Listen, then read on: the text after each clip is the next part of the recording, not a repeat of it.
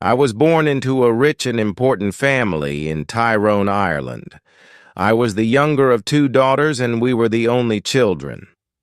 My sister was 6 years older than me, so we didn't play much together when I was young, and I was only 12 years old when she got married. I remember the day of her wedding well.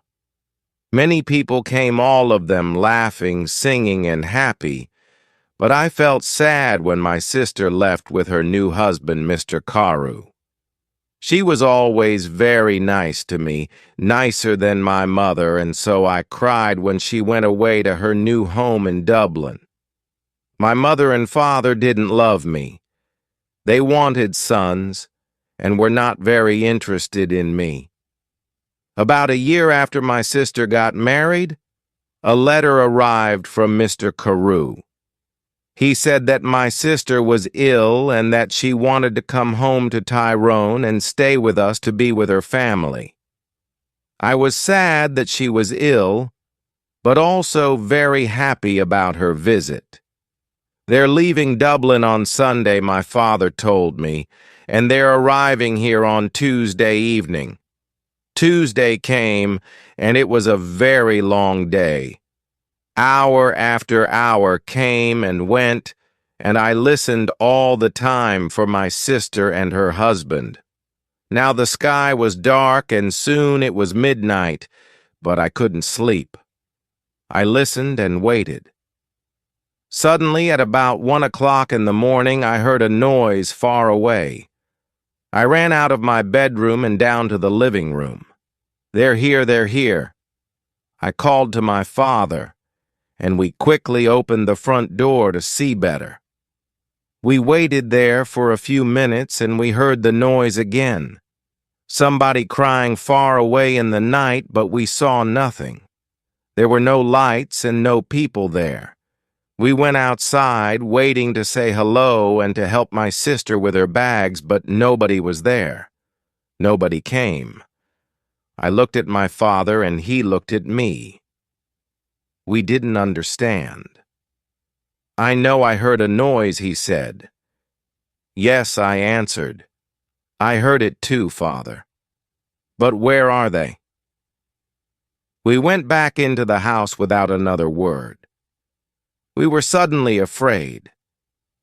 The next day a man arrived and told us that my sister was dead. On Sunday, she felt very ill.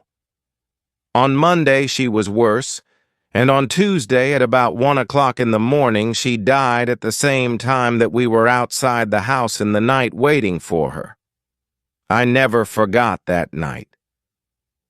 For the next 2 years, I was very sad. You could say that I stopped living. I didn't want to do anything or speak to anyone. Mr. Carew soon married another young woman in Dublin, and I felt angry that he forgot my sister so quickly. I was now the only child of a rich and important family, so before I was 14 years old, men started to visit our home. They wanted to meet me and perhaps to marry me, but I didn't like any of these men, and I thought I was too young to be married. When I was 16, my mother took me to Dublin. "Dublin is a big city," she said. "We're going to meet richer and more interesting men than the ones back home in Tyrone. We can easily find you a good husband in Dublin." In Dublin, I began to be happier. I met a lot of friendly people, and I went dancing every evening. A lot of young men came to speak to me and asked me to dance. I liked talking to them. I started to live and laugh again, and I didn't think about my dead sister all the time. But my mother was not so happy. She wanted me to find a husband quickly. One night before I went to bed, she came into my room and said, "Do you know Lord Glen Fallon?" "Oh, yes," I answered. "He's that ugly old man from Carilla." "He's not ugly, and he's not old Fanny," my mother said quickly. He's from a very rich and important family, too, and he wants to marry you. He loves you. Loves me? Wants to marry me? But he's making a mistake, Mother, I said. I don't love him. I can't marry somebody I don't love. Think about it, Fanny, my mother answered quietly. He's a good man and he wants to marry you. You're a very lucky young woman. My mother left the room and I sat quietly for a long time. Lord Glen Fallon was a nice, friendly man, I thought. I didn't love him, no, but I did like him. He always talked about interesting things. I never felt happy at home with my mother and father, but I always felt better when I talked to him. The next morning, when I saw my mother, I said only one word. Yes. Lord Glen Fallon and I got married the next spring, and 2 days after our wedding, we said goodbye to my family and left Tyrone. 3 days later, we arrived in Carilla, and I saw my husband's beautiful house for the first time. It was near a river, and there were many trees and flowers in the garden. Birds sang in the trees, and the sky was blue. I stood next to him and looked at it all, and I felt very, very happy. "Come, my love," said my husband. "You must come in and meet Martha. She cooks and cleans and knows everything about the house." So we went into the house and I met Martha, a friendly old woman with smiling blue eyes. She showed me around the house. Suddenly I felt excited to be there. It was a very happy place. Women sang in the kitchen. Men built fires in the living rooms, and there were dogs and cats everywhere. "Come with me now." "Madam," said Martha, "and look at your bedroom. Then we can take up your bags and you can wash before dinner."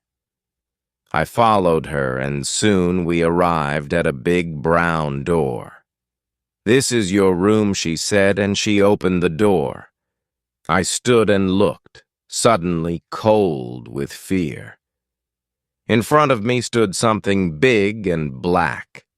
I didn't know what it was.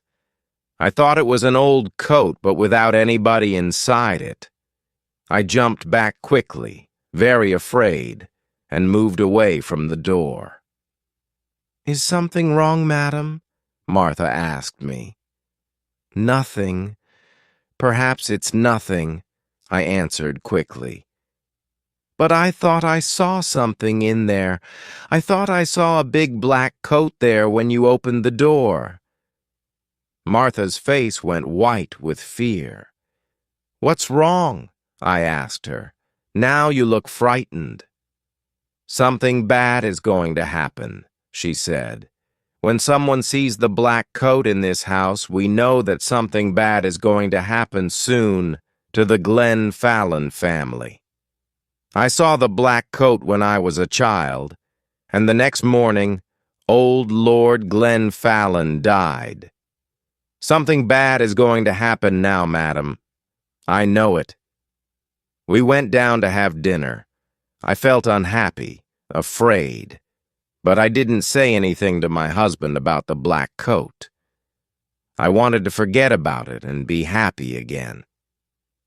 The next day, Lord Glen Fallon and I went for a walk together to look around the house and gardens because I wanted to know my new home better.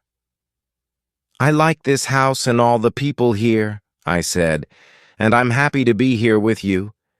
It's much better than Tyrone." My husband was quiet for a long time. He walked with his head down, thinking. Then suddenly he turned to me, took my hand, and said, "Fanny, listen to me. Listen carefully. There's something I must ask you. Please, only go into the rooms in the front of the house. Never go into the rooms at the back of the building or into the little garden by the back door. Never. Do you understand me, Fanny?" His face was white and unhappy. I understood his words, but I didn't understand why he was suddenly a different man here at Carilla. He never smiled or laughed anymore. Perhaps the back of the house was dangerous, I thought, but he didn't want to talk about it anymore. We went back to the house without speaking, and again, I tried to forget his words and to be as happy as I was before. It was about a month later that I met the other woman for the first time. One day, I wanted to go for a walk in the gardens.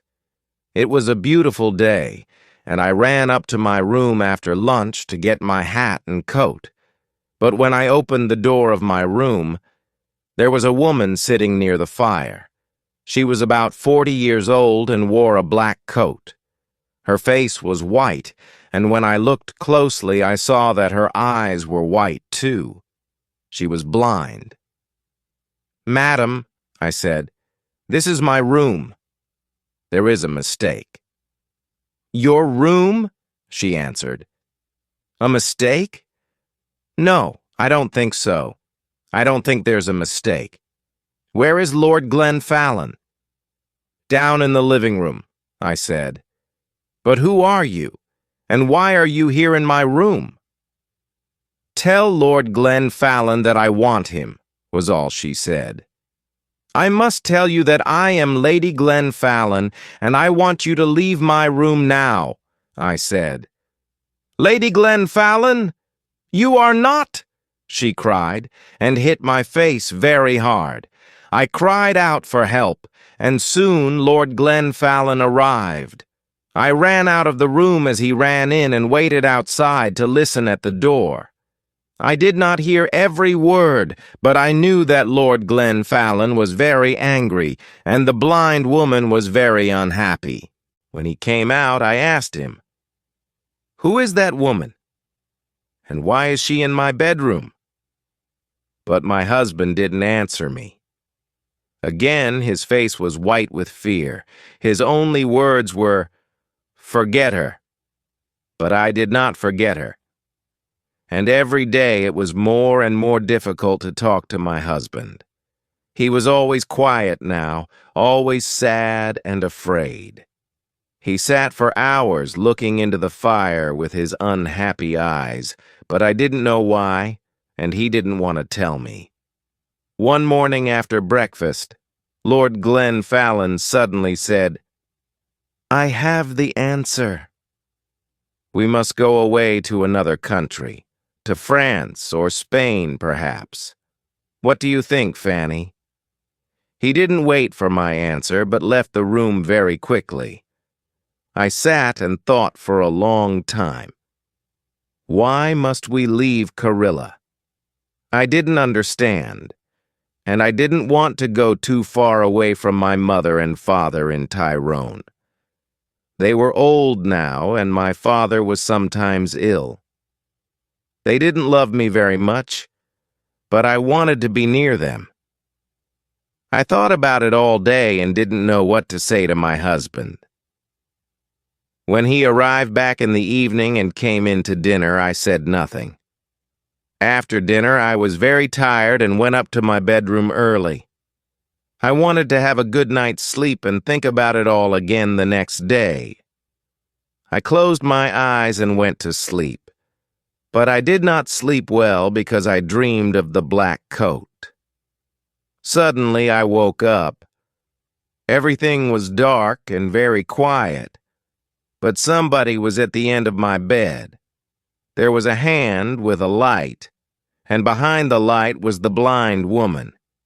She had a knife in her other hand. I tried to get out of bed and run to the door, but she stopped me. "If you want to live, don't move," she said. "Tell me one thing. Did Lord Glen Fallon marry you?" "Yes, he did," I answered. "He married me in front of 100 people." "Well, that's sad," she said, "because I don't think he told you that he had a wife, me. I am his wife, not you, young woman. You must leave this house tomorrow, because if you stay here, you see this knife? I am going to kill you with it." Then she left the room without a sound. I didn't sleep again that night. When morning came, I told my husband everything. "Who is the blind woman?" I asked him. "She told me last night that she is your wife, that I am not your wife." "Did you go into the rooms at the back of the house?" asked my husband angrily. "I told you that you must never go there." "But I didn't," I answered. "I was in my bed all night. She came to me.